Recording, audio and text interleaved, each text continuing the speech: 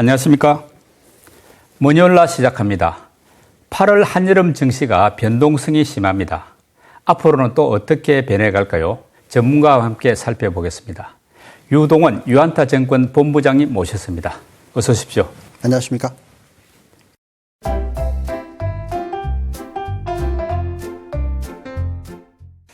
보니까 연초에 뵙고 한 7개월 만에 뵙는 거더라고요. 네. 그동안 거의 반년이 지났네요. 예, 네. 잘 지내셨습니까? 네.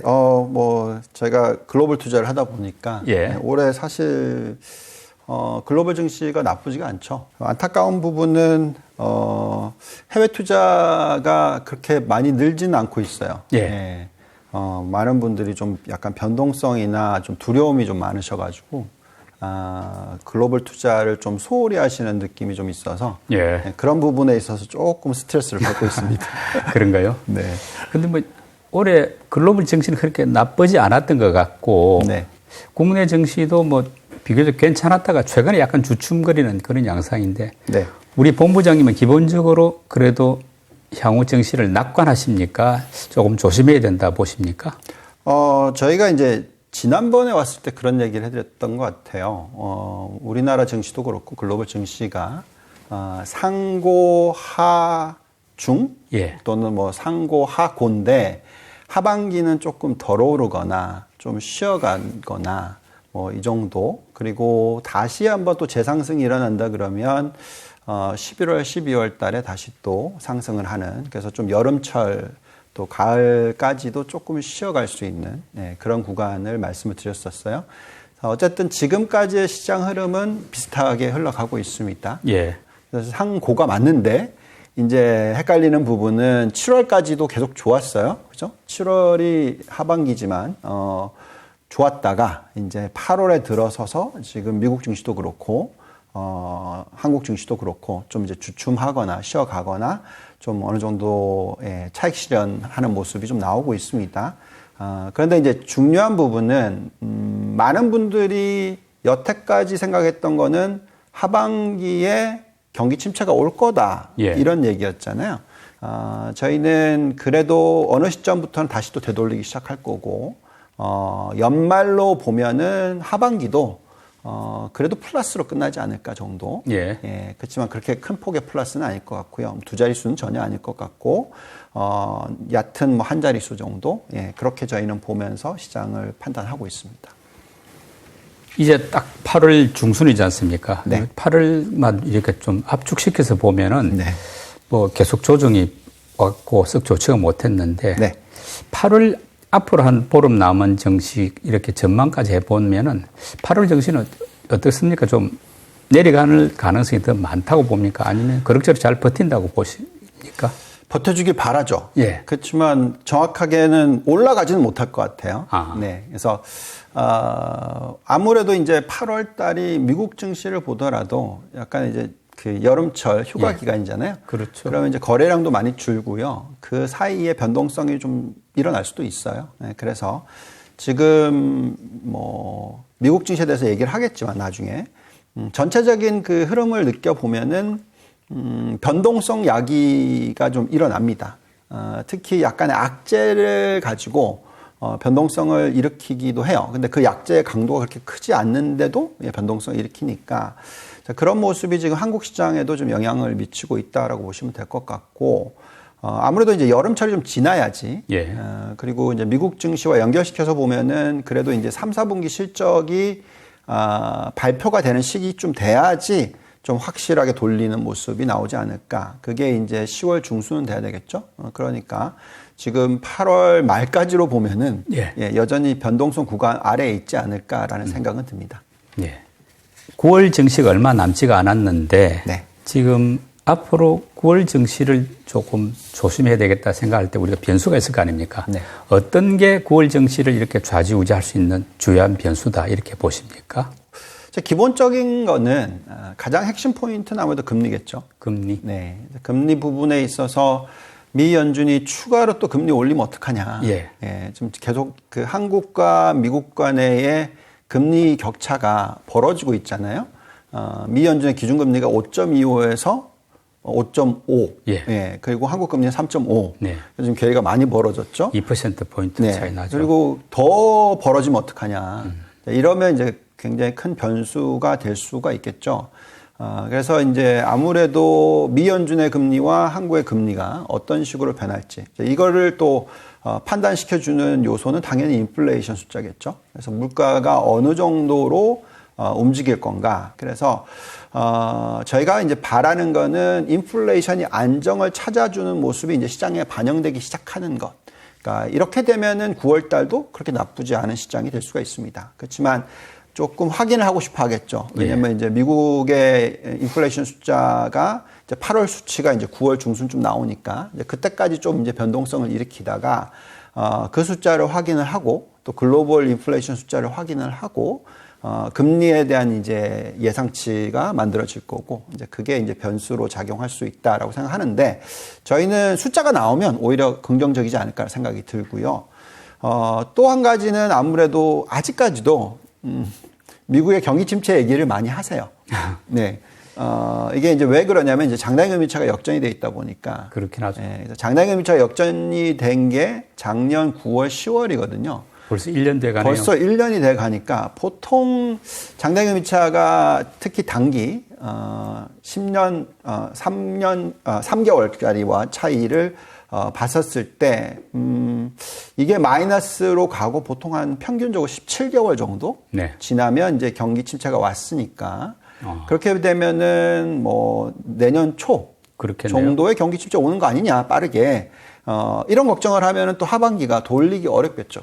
경기 침체가 온다라는 얘기는 기업 실적이 안 좋아질 거라는 예측이니까. 그래서 아무래도 이 경기 둔화의 속도가 얼마나 빠르게 식는지 아니면 그냥 계속적으로 명목 성장률은 유지가 되고 인플레이션만 떨어져 주면서 실질 성장률이 굉장히 안정적인 모습, 그러니까 우리가 흔히 좋아하는 얘기죠. 골디락스로. 예. 이렇게 가는지 요것을 봐야 되니까 결국은 인플레이션과 금리 그리고 이제 경기의 사이클 요 부분이 아무래도 9월, 10월 달에 증시에 큰 영향을 미치지 않을까라는 생각을 가지고 있습니다.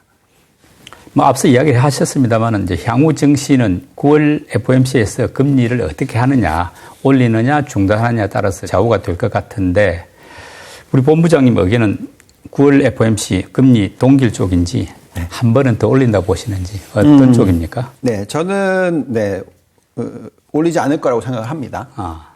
그 이유는 지금 그 8월 수치가 나올 거잖아요. 7월 수치는 이미 나왔고요. 보시면 이제 7월 수치가 약간 헤드라인이 살짝 올라가긴 했지만 3.15. 네. 3.0에서 3.1로 올라가긴 했지만은 아마도 그 전달 대비 숫자를 계산하시면 0.2%씩 상승했으니까 헤드라인과 근원이 둘 다. 곱하기 12 하시면 2.4%니까 저희는 이제 3% 밑으로 인플레이션이 떨어진다라고 생각을 합니다. 근데 금리가 벌써 5.5다.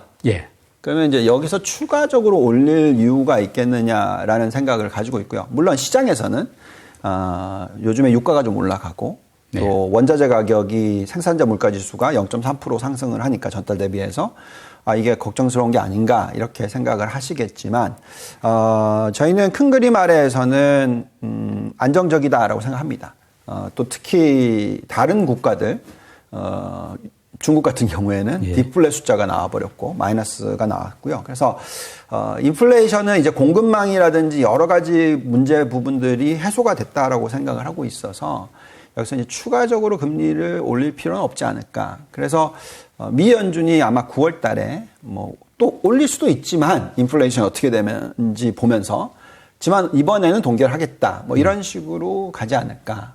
더 중요한 거는 내년 말까지 금리를 어느 수준까지 내릴 건지가 더 중요할 것 같습니다.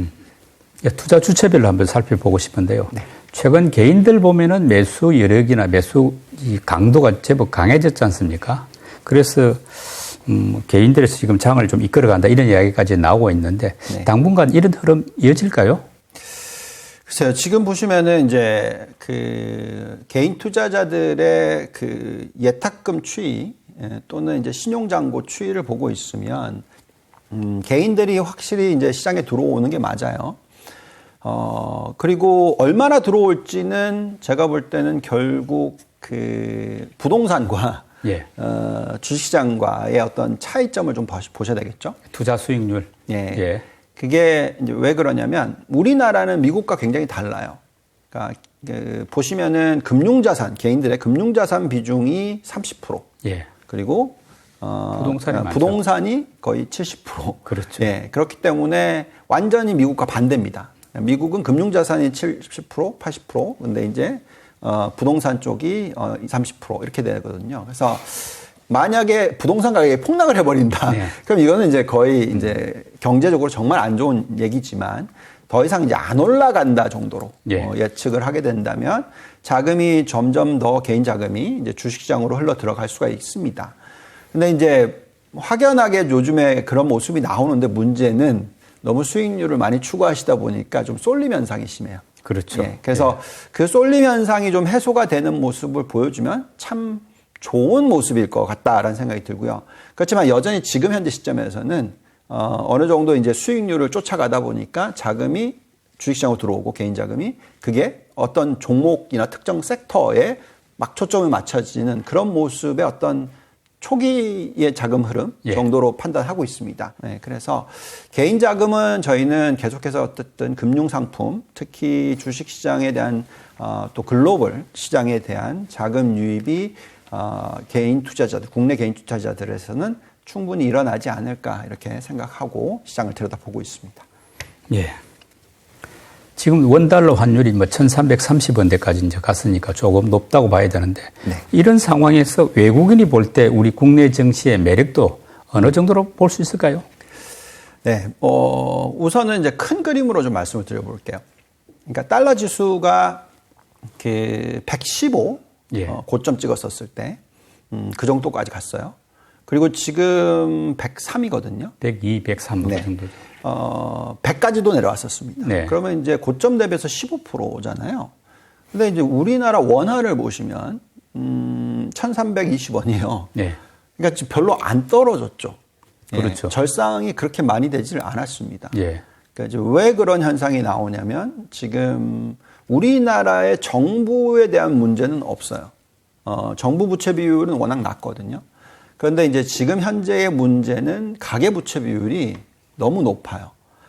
그래서 국내에 있어서 그 우리나라 소비가 엄청난 성장률을 보여줄 수 있는 환경이 아니잖아요. 예. 환율도 지금 이렇고 또 가계부채 비율이 높다 보니까 그래서 외국인들의 입장에서는 그 원화 절상에 대한 효과에 대해서는 그 강도를 좀 낮추고 있을 겁니다. 원화의 어떤 절상 모습이 좀 천천히 그렇게 간다라고 생각했었을 때 외국인들의 입장에서는 어떻게 보면 이제 선택과 집중이 좀 심해지겠죠. 네, 그래서 글로벌 경쟁력이 있는 산업이라든지 글로벌 투자자들의 입장에서 글로벌적인 회사에 투자를 하는 그런 모습이 나올 거라고 저는 생각을 하고 있고요.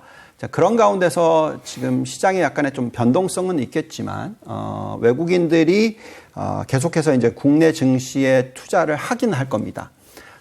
근데 다시 말씀을 드리지만 종목 선별이 굉장히 중요해지는 시장이고 또 수출 지향적인 국가가 우리나라다 보니까 수출과 연결시켜서 자꾸 이제 증시를 들여다보실 필요가 있고 예. 외국인들도 거기에 맞춰서 투자를 하는 전략들이 계속 나올 거다라고 생각을 하고 있습니다. 그렇기 때문에 어떻게 보면 이제 2차 전지라든지 뭐 자동차 실적이 좋고 반도체는 조금 사이클이 지금 좀 지연이 되고 있는 모습이지만 그래도 이제 하반기 특히 이제 연말로 가면 수요가 많이 살아나지 않을까라는 기대들을 가지고 있죠. 그래서 아무래도 외국인들은 그런 업종에 약간 집중하는 그런 투자 전략이 나오지 않을까라는 생각이 듭니다. 개인이나 외국인에 비해 가지고 이제 기관 투자자들은 상대적으로 매수 강도가 좀 약한 느낌인데 네. 올해 이제 디폴트 옵션 시행됐지 않습니까? 7월에. 네. 그러고 나서부터는 또 기관들 자금 상황이 조금 개선되지 않을까 하는 기대가 있는데 네. 보시기에 어떤가요? 기대는 하죠. 근데 이게 참 안타까운 얘기인데요. 이렇게 보면 이제 코스피로 계산하면요. 예. 지난 10년 동안의 연평균 수익률이 1.5%예요. 예. 복리로. 네. 그러면은 낮죠. 네, 낮은 거죠. 게다가 매년 수수료를 얼마씩 내셨잖아요. 예.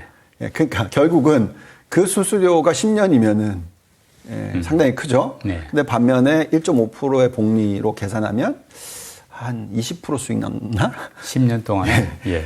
그 정도밖에 안 나오거든요. 그러다 보니까 신뢰도가 많이 떨어져 있는 건 사실입니다. 예. 그러니까 지난 10년에서 15년 사이에 어떻게 보면은 주식에 대한 투자를 하셨던 분들이 상당히 신뢰도가 낮아져 있단 말이죠. 기관에 대해서 아니면 뭔가 금융상품에 투자를 하는 거에 있어서. 네. 그러다 보니까 이제 자꾸 직접 투자를 하시려고 하고, 네. 물론 자금은 들어오는데, 그러다 보니까 쏠림 현상이 일어나고, 이런 식으로, 당연히 그렇기 때문에 유튜브도 많이 보시고, 네, 그런 좀 어떻게 보면 현상이 확연하게 좀 나타나고 있어요. 그래서, 저희는 장기적인 모습이 잘 되려면, 기관 자금이나 어떤 신뢰도가 쌓이면서, 그게 이제 안정적으로 흘러가는 모습이 나와야 되는데, 네.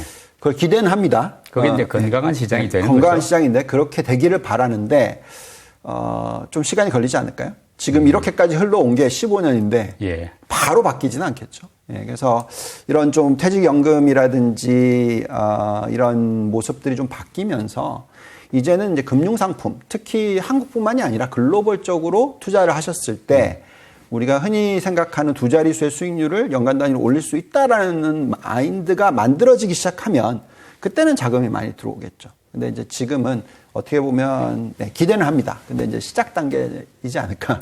네, 어떻게 보면 이제 변화의 어떤 시작 정도 이렇게 저는 생각하고 있습니다.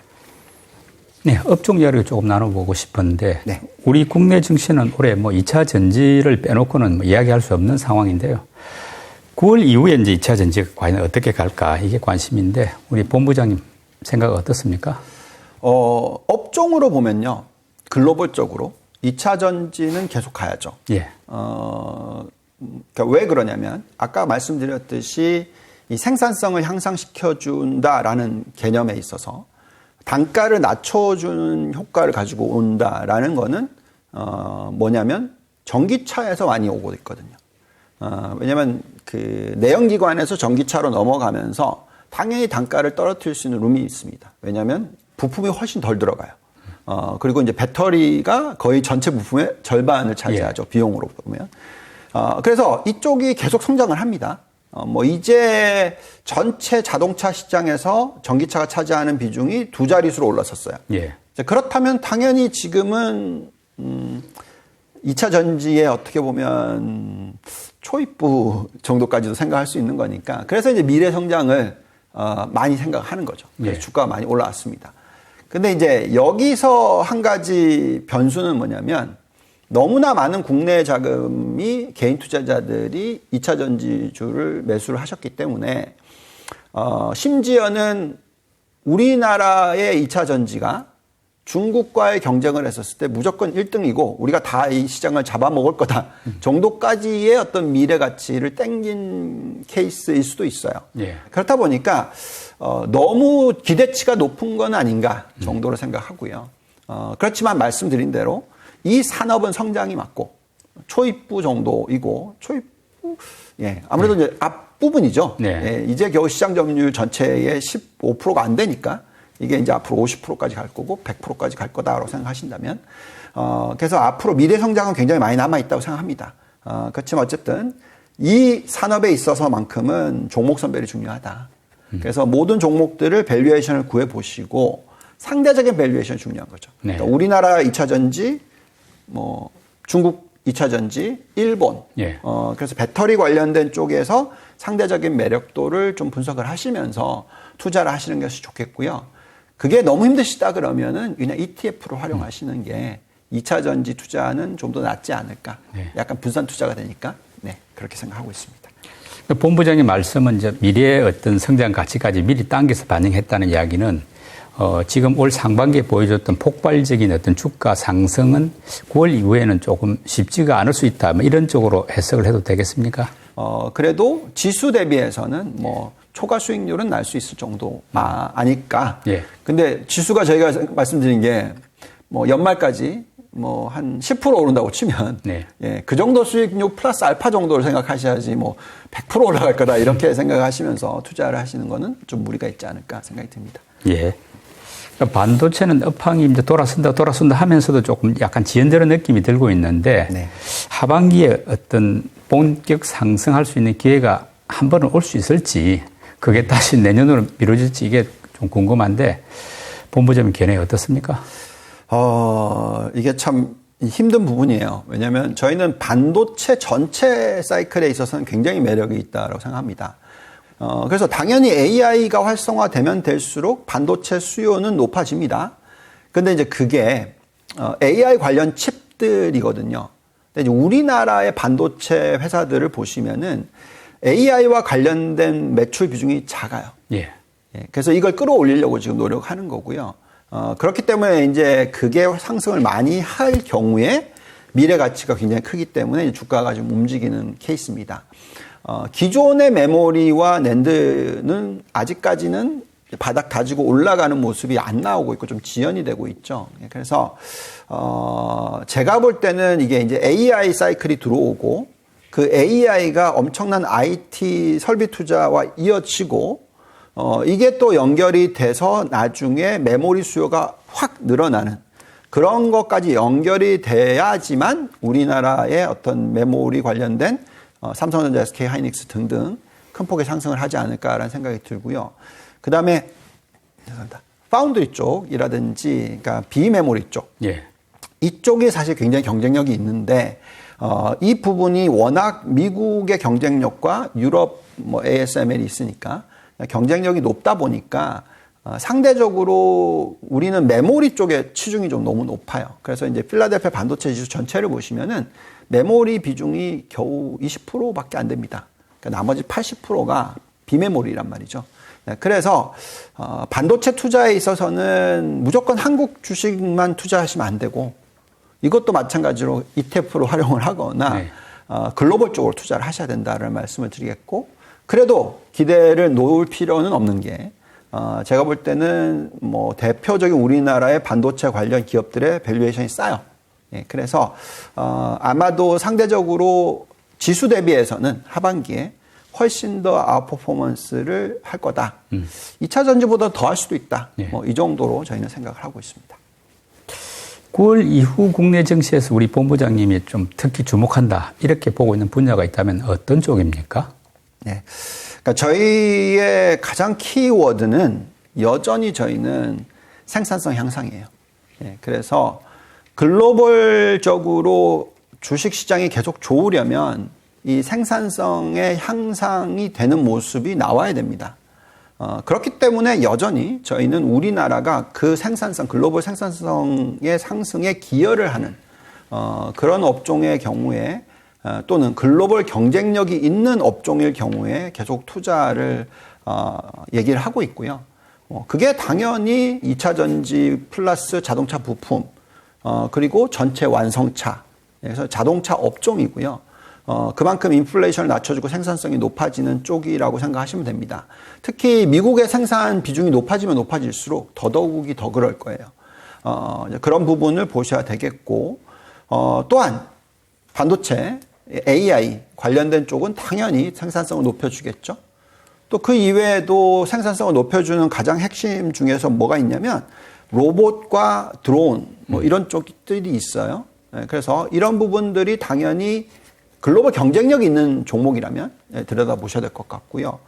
또 마지막으로 저희가 계속 보고 있는 게 지금 빅 사이클 중에서 하나가 뭐냐면 에너지의 가격을 낮춰주는 효과를 가져오는 즉 클린테크, 예. 클린 에너지 뭐 이런 쪽입니다. 근데 우리나라가 중국과의 경쟁을 하고 있는데 특히 미국의 시장 점유율은 높은 편이에요. 그래서 여기에 맞춰서 우리나라의 종목들과 업종 중에서 글로벌 경쟁력이 있고 성장을 하고 있고 이런 쪽에 투자를 하시는 게 적절하지 않을까 이런 생각이 듭니다.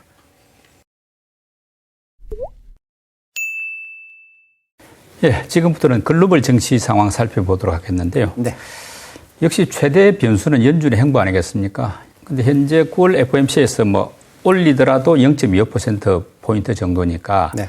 그렇게 보면은 뭐 지금 5.5%가 5.75까지 갈 수도 있고 뭐 그 정도 수준인데, 올리든 올리지 않든 꽤 높은 수준 아닙니까? 금리가? 그렇다면 이게 이제 기업들이 또 주가가 잘 버틸 수 있을까? 요 수준으로. 그게 궁금한데 어떨까요?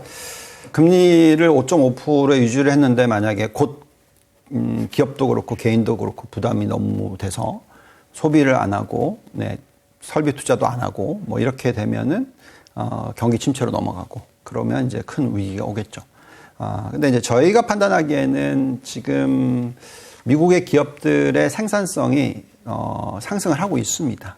2, 4분기 실적을 놓고 보더라도 계속해서 이제 생산성이 높아지고 있기 때문에 이제 그게 어떻게 보면 GDP를 이끌어준다라고 보시면 돼요. 이 정도까지 금리를 올렸었던 경우가 95년이 그 사이클의 끝이었고요. 그러니까 금리를 얼마까지 올렸냐면 거의 이제 6% 가까이 올립니다. 예. 그리고 나서 좀 내렸다가 올렸다가 뭐 이런 식으로 하다가 무너지는 시장이 나왔어요. 근데 이 걸린 기간이 거의 계산해보면 5년이에요. 예. 엄청나게 상승을 많이 한 5년입니다. 그 상승하는 게 주가가 상승했다. 주가도 상승했고 경제도 성장을 했어요. 경제 성장률을 보시면은 95년 이후에 96년, 97년, 98년, 99년 경제 성장률이 계속 높아졌어요. 예. 실제 경제 성장률이 상당히 높아졌었던 케이스입니다. 그러니까 그게 왜 그랬냐면 금리가 높은데도 불구하고 예. 경제 성장률이 높아졌는데 그 이유는 생산성이 향상됐다. 왜냐하면 이제 GDP의 구성을 보시면은 성장률에 있어서 노동이 차지하는 비중이 있고요. 그러니까 노동 인구가 늘어나거나 임금이 상승하면서 GDP 성장을 이끌어주는 게 있고요. 그 다음에 나머지는 생산성이 높아지면서 GDP를 이끌어줍니다. 예. 근데 지금 90년대 이후, 특히 2000년대 이후는 이 생산성 향상이 GDP의 70%를 차지합니다. 성장에 있어서. 예. 그렇기 때문에 지금은 여전히 금리를 높였지만 그 생산성 향상이 일어나고 있다면 예. 미국의 경기 침체가 바로 안 올 거고요. 그게 이어진다 그러면은 계속해서 경기의 침체가 없기 때문에 기업의 이익이 괜찮아지고 그러면서 이제 증시가 상승을 할 수가 있겠죠. 그래서 저희는 그게 진짜 중요하다고 생각하는데 만약에 그게 안 일어나요. 생산성 향상이 안 일어납니다. 그러면 이 금리를 버티기 어렵죠. 예. 정부가 지원해 주기가 어렵습니다. 왜냐하면 이미 벌써 정부 부채 비율이 130%. 예. 여기에 연간으로 계산하면 재정 적자 폭이 마이너스 4.5에서 5% 사이. 네. 그러니까 이게 더 이상 더 확대시킬 수는 없잖아요. 그렇죠. 네, 네. 미국 정부 말씀이죠. 미국 정부입니다. 그래서 예. 그렇기 때문에 결국은 이 5.5%를 버텨내려면 생산성 향상이 일어나야 돼요. 네. 예, 그게 없으면 못 버텨낸다. 근데 지금까지의 숫자는 여러 가지 산업들이 지금 그런 생산성 향상이 일어나고 있다. 예, 그래서 괜찮다. 이렇게 말씀을 드릴 수 있을 것 같습니다. 또 금리를 언제 인하할 것이냐 이것도 관심사인데 지금 뭐 연준에서는 당분간 꿈도 꾸지 마라 이렇게 이야기하고 있지만 시장 전망은 조금 다른 것 같은데 본부장님 견해는 어떻습니까? 그러니까 저는요 오히려 정부가 네. 못 버팁니다. 오랫동안은. 예. 왜냐하면 부채 부담이 되겠네. 이자 부담이. 네. 그러니까 사실은 금리 인하를 기대하지 말라 얘기 안 해도 돼요. 예. 왜냐하면 그 인플레이션만 잡혀주면 되거든요. 사실은 개인과 기업은 이 금리를 감당합니다. 그러니까 5.5%라 하더라도 네. 지금 특히 대형 기업들이 S&P 500에 차지하는 비중이 굉장히 높아졌고 또 대기업들이 차지하는 비중이 상당히 높아졌기 때문에 또 개인들이 보시면 이제 부채의 비중을 놓고 보더라도 가계부채 비율이 높지가 않거든요. 예, 그래서 저희는 충분히 이 5.5%의 금리가 유지된다 하더라도 제가 볼 때는 경기 침체가 안 와요. 그러니까 개인들과 기업을 보면. 근데 이제 정부의 입장에서 이 5.5%의 금리를 유지시키면 엄청난 이자 비용이 들어가죠. 예. 예. 계속, 예, 더 돈을 써야 되겠죠. 그러니까요. 예, 그러면 이게 부담이 되거든요. 그러면 정치적인 요소이기 때문에 오히려 그걸 낮춰줘야 돼요. 그래서 인플레이션만 잡히는 모습이 나오면 빠르게 금리를 내릴 확률이 더 높다. 그러니까 저희는 그러니까 경기 침체를 두려워하는 게 아니라 이자 비용에 대한 부분이 있기 때문에 그래서 저희는 인플레이션이 확실히 잡히는 모습이 나오는 숫자는 내년 1, 4분기가 되면은 거의 보이지 않을까. 특히 지금 주거비라든지 뭐 이런 부분들이 있기 때문에 이제 그런 부분들이 나오면 그때부터는 이제 금리를 내릴 거고요. 그리고 저희가 생각할 때는 적절한 감당 가능한 금리라는 게 있는데 저희의 계산성으로는 버짓, 그러니까 예산으로 계산했었을 때 3.5% 정도다. 그러면은 미 연준의 기준금리가 지금 5.5인데 3.5로 떨어뜨리고 그리고 그 정도 수준으로 오래 유지가 되지 않을까. 더 떨어뜨린 건 아니고요. 그래서 그게 언제 시작될 거냐 했었을 때 내년 1, 4분기 이후. 그래서 내년 연말까지는 뭐 지금 컨센서스는요. 3.75에서 4.25 사이예요. 내년 연말이. 그러면은 내년 1, 4분기부터 떨어뜨리기 시작하면은 앞으로 1년 반 지나면 금리가 5.5에서 4% 정도로. 4% 그러니까 거의 1.5%를 떨어뜨리거나 덜 떨어뜨리면 1% 정도는 떨어뜨리거나. 그래서 8번 만나잖아요. 그러면 이제 그 상반기를 안 하면 하반기에는 최소 0.25씩 떨어뜨려야 된다. 계속 해야 되겠네요. 그 정도로 지금 예측을 하고 있습니다.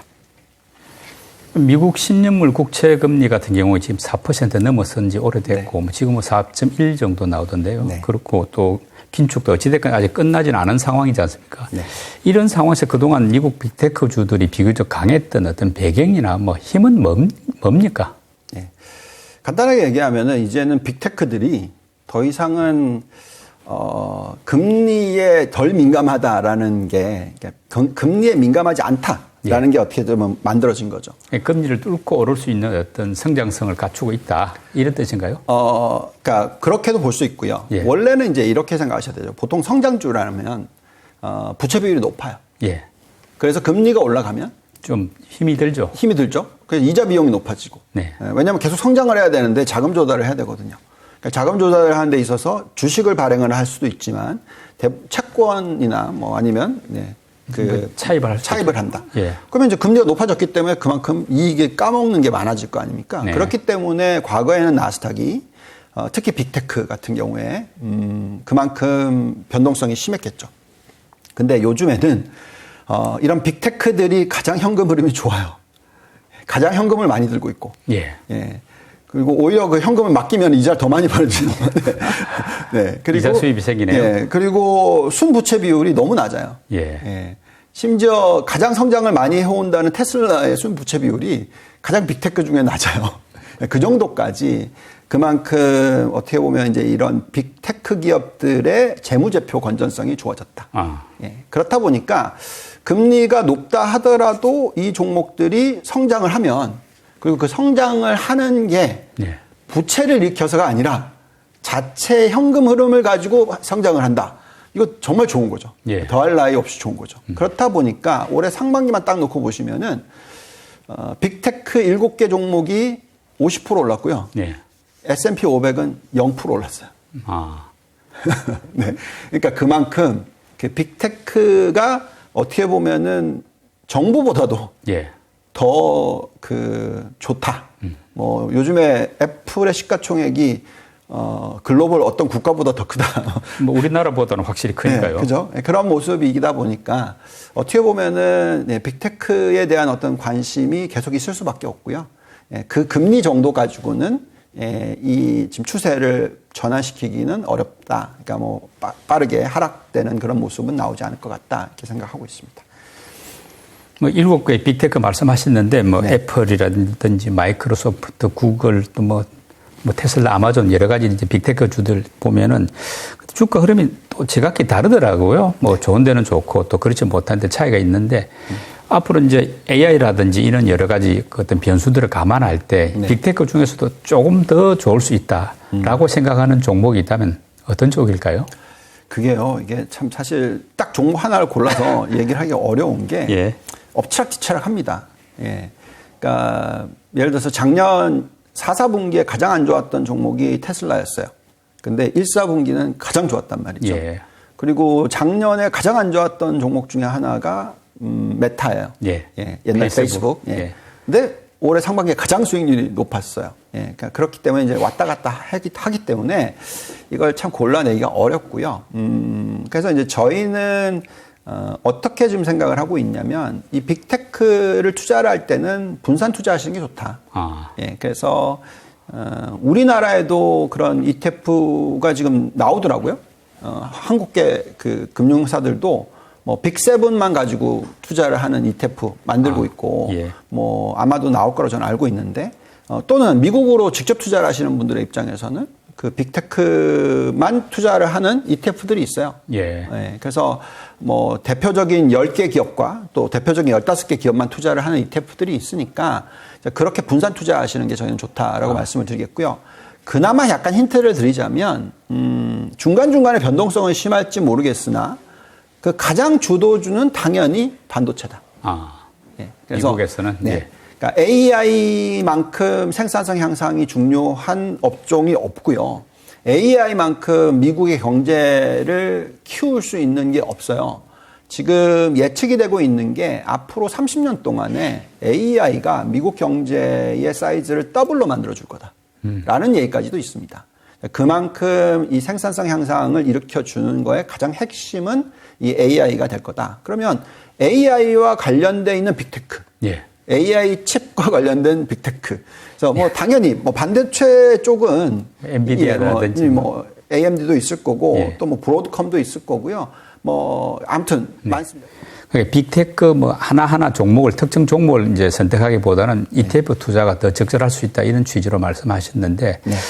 9월 이후 여러 가지 미국 ETF 상품 가운데 조금 주목하고 있는 뭐 그런 쪽이 있습니까? 네, 제가 말씀을 드리고 싶은데 제가 직접 투자를 하고 있어서 예. 네, 종목을 뭐 다 드리기는 어렵고요. 네.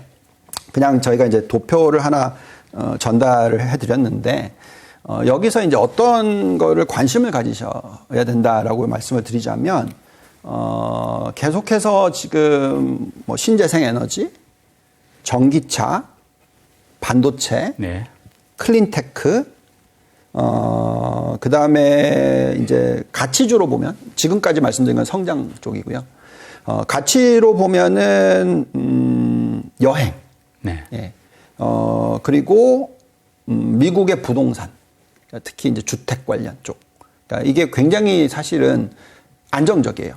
부채 비율이 낮고 금리가 높지만 굉장히 어떻게 보면 대형 기업들은 상당히 괜찮습니다. 그래서 이렇게 좀 분산 투자하시는 게 좋지 않을까. 그래서 저희가 계속 포트폴리오를 얘기를 해드리는데 지금은 성장주 위주 8대2 정도의 얘기를 하고 있는데 그런 ETF와 그다음에 이제 여행 관련 소비라든지 이런 이제 주택 관련 소비라든지 이런 쪽과 연결되어 있는 ETF 요 정도만 투자하셔도 상당히 괜찮지 않을까 생각이 듭니다. 이제 글로벌 투자 전체적인 관점에서 볼 때 이제 미국도 있고 뭐 나머지 유럽, 뭐 일본, 중국 또 신흥국 시장까지 있는데 이 적절한 어떤 투자 비율이라든지 비중을 어떻게 정할 것인가 이 부분도 좀 궁금한데 본부장이 보시는 어떤 올해 글로벌 투자의 어떤 비중 이게 가장 적절한 수위는 어떤 정도가 좋을까요? 최근에는 그냥 미국 성장주만 초점 맞추자. 심지어 예. 그 정도까지 얘기를 하고 있어요. 그리고 일본도 어떻게 보면 이제 성장과 연결되어 있는 쪽만 좀 투자를 하자. 뭐 이 정도로 얘기를 하고 있고요. 이제 그렇게 보는 이유는 이제 중국의 경기 회복 부분에 있어서 예상보다 지금 낮게 나온 게 맞아요. 근데 중국 같은 경우에는 그래도 지금 내수 시장이라는 것을 키울 수 있는 여력이 있거든요. 그래서 아예 투자를 하지 말자 이건 아닙니다. 네. 대신에 이제 GDP 규모 대비 얼마나 투자를 하냐 이거고요.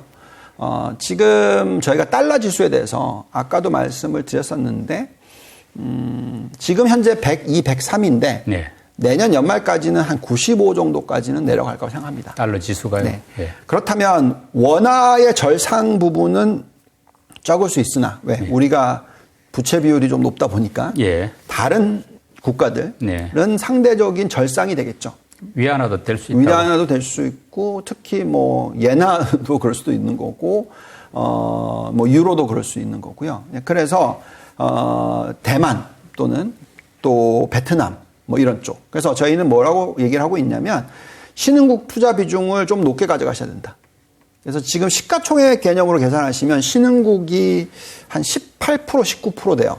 전체 글로벌에. 예. 근데 저희는 지금 신흥국 비중을 32% 가져가는 거니까 뭐 훨씬 더 높게 가져가는 거죠. 그 중에서 우리가 초점을 맞추고 있는 국가가 한국, 베트남, 그리고 대만. 예. 이렇게 초점을 맞추고 있고 중국도 어느 정도 투자는 하자. 근데 GDP로 따지면 중국이 거의 18%, 19%예요. 예. 근데 우리는 한 10%만 투자하자. 예, 그렇게 얘기를 하고 있고요. 그다음에 이제 유럽 쪽은 그러니까 아까 신흥국이 32%라고 얘기를 했으면 당연히 선진국은 68%잖아요. 예. 근데 그 68% 중에서 대부분 다 미국. 네. 대부분 다 미국 나스닥. 대부분 다 미국 나스닥 100. 이 정도로 이쪽에 초점을 맞추는 게 좋다. 요즘에 기사 나오는 거 보시면은 왜 유럽과 미국의 격차가 자꾸 벌어지느냐. 예. 이런 얘기가 있어요. 어쩔 수가 없습니다. 예. 자본시장의 힘이고요. 그리고 그 기업들의 생산성 향상의 힘이고요. 계속해서 앞으로 미래지향적으로 되고 있기 때문에 그렇다라고 말씀을 드리겠고, 그래서 일본이 만약에 미국을 쫓아가면서 좀 나아지면 그래서 일본을 좀 투자할 정도고요. 유럽은 점점 좀 힘들어지는 그런 모습이기 때문에 많은 분들이 너무 싸다라고 얘기를 하지만 싼 데는 이유가 있거든요. 그래서 저희는 그래도 미국 쪽에 초점을 더 맞추시는 게 좋다. 이렇게 얘기를 하고 있습니다. 뭐 중국 같은 경우는 요즘 지표가 워낙 좋지가 못하니까 말하자면 물가는 내려가고 있고 그래서 디플레 우려 나오고 있는데 수출, 수입 다 줄어들고 있지 않습니까? 그러다 보니까 중국 정부는 이제 부양을 하려고 여러 가지 뭐 고심을 하고 있는 것 같은데 그렇죠. 만약에 이제 중국 경제가 부양이 돼가지고 조금 회복을 한다 할 때 어느 쪽을 조금 지켜볼 필요가 있겠습니까? 분야를 볼 때. 네. 그러니까 지금 중국의 GDP 비중이 글로벌의 거의 한 18%, 19% 된단 말이죠. 네. 근데 저희가 한 10%만 투자를 하자라고 얘기를 하잖아요. 왜냐하면 글로벌 18, 19인데 아예 투자를 안 한다는 것도 참 좀 말이 안 되죠. 예. 근데 이 부분을 잘 생각해 보시면은 중국이 이제 점점 내수 위주로 변하겠죠. 예. 왜냐하면 자꾸 미국이 공격을 하고 네. 수출 쪽은 좀 막히게 되고 뭐 이런 부분들이 자꾸 지금 일어나니까 결국은 내수 소비를 활성화시킬 수 있는 힘이 있어요. 그 이유는 정부 부채 비율과 가계 부채 비율이 낮기 때문에. 그리고 시장 자체가 워낙 크죠. 그렇죠. 예. 그래서 이쪽으로 부양을 하게 될 겁니다. 근데 너무 노동 집약형으로 갈 수 없고 지식 집약형으로 가야 되기 때문에 그래서 첨단 산업이나 이런 쪽에 더 초점이 맞춰지죠. 중국도 충분히 그렇게 빨리 경쟁력을 키워나가길 바랄 테니까요. 그래서 이제 생산성을 향상시켜야 되는 모습이 나올 수 있죠. 자, 그럼 이제 이 생산성 향상을 일으키는 쪽이 우리가 글로벌로 뭐라고 말씀을 드렸죠? 당연히 AI 쪽이나 이런 테크 쪽이 있고, 예. 그다음에 전기차가 있고, 클린테크, 네. 예, 이렇게 신재생 에너지 쪽이 있다고 얘기했는데, 미국이 이 AI 쪽은 못 잡았어요. 네. 힘들죠. 왜냐하면 워낙 반도체가 아직까지 경쟁력이 없다 보니까, 그리고 워낙 이게 그 설비 투자 지향적이다 보니까 너무 투자가 많이 들어가기 때문에 어렵죠. 예. 경쟁력이 없으니까. 그래서 이 부분에 있어서는 저희는 제외시키고요. 그럼 나머지를 뭘 지금 이뤄내고 있냐? 당연히 전기차와 신재생 에너지만큼은 중국이 잘하고 있어요. 예. 예. 왜냐하면 그 시장이 가장 크니까. 그래서 전기차 쪽은 계속해서 관심을 가지셔야 된다고 생각하고 있고요. 네. 중국에 투자를 할 경우에. 근데 주가 흐름은 참 재미가 없습니다. 연초 대비해서, 뭐 작년 대비해서. 그렇지만 그래도 여전히 이쪽에 대한 관심은 필요하다고 생각이 들고요. 그 다음에 마찬가지로 신재생 에너지도 똑같습니다. 예. 왜냐하면 중국이라는 나라는 가장 에너지를 수입을 많이 해요. 미국보다 더 많이 하죠. 그렇죠. 예, 그래서 이 에너지 가격에 막대한 영향을 미치는데 이게 자기네들한테는 코스트잖아요. 그래서 신재생 에너지를 계속 키우는 거죠. 예. 예, 왜냐하면 또 땅덩어리가 보시면 이제 사막도 많고 그러다 보니까 네. 태양광 발전을 굉장히 빠르게 높이고 있어요. 예, 뭐 풍력도 중시하고. 풍력도 그렇고요. 예. 그래서 이 신재생 에너지 쪽에 있어서의 에너지 전체 전력 소비량의 절반 이상을 커버하게 만들 겁니다. 앞으로 계속해서. 그러면 이제 이쪽은 계속 성장을 하겠죠.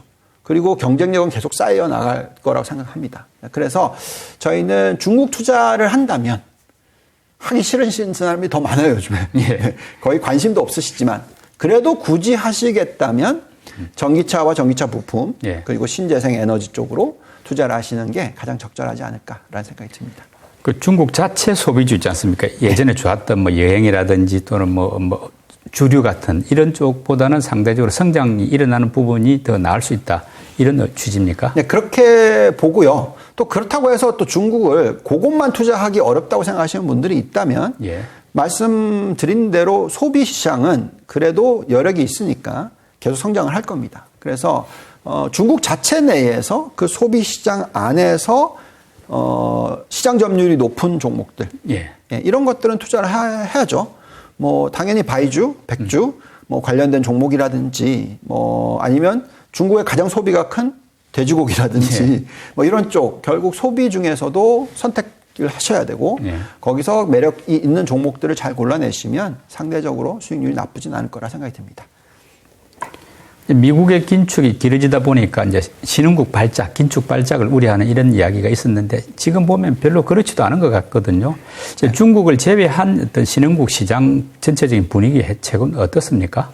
요즘에 사실 그 글로벌 펀드 플로우를 보시면 자금 흐름을 보시면은 신흥국 자금의 가장 자금이 4월 이후에 높게 올라가고 있어요, 오히려. 네. 예. 그래서 신흥국 투자가 늘고 있다는. 그렇죠. 예. 예. 그만큼 신흥국에 대한 매력도가 높아지고 있습니다.